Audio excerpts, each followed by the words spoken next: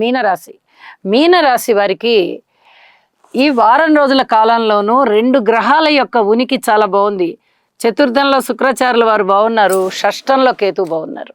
అయితే వీళ్ళకి జాగ్రత్తలు కూడా చెప్పవలసి ఉన్నది. ఒక పక్క ఏలినాటి శని జరుగుతోంది, ఇంకో పక్క వ్యయస్థానంలో రాహు ఉన్నారు, ఇంకో పక్క చతుర్థంలో గురువుగారు ఉన్నారు. అంటే 3 పెద్ద గ్రహాల యొక్క ఉనికి వీరికి సత్ఫలితాలని ఇవ్వబోవడం లేదు.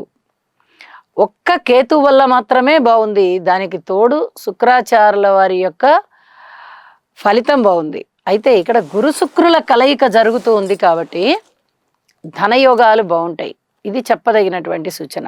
అలాగే రవి బుధుల కలయిక కూడా పంచమంలో కోణస్థానంలో జరుగుతోంది కాబట్టి ఇది కూడా అద్భుతమైనటువంటి ఫలితాలనే ఇస్తుంది. మనకి లేని దాన్ని భగవంతుడు ఇస్తున్నాడు అన్నట్టుగా ఉంటుందన్నమాట. మనకి ప్రాప్తంలో లేదు అయినా కూడా భగవంతుడు ఇచ్చాడని చెప్పుకుంటాం కదా. అది ఎలా జరుగుతుంది, అది ఎలా సాధ్యం అంటే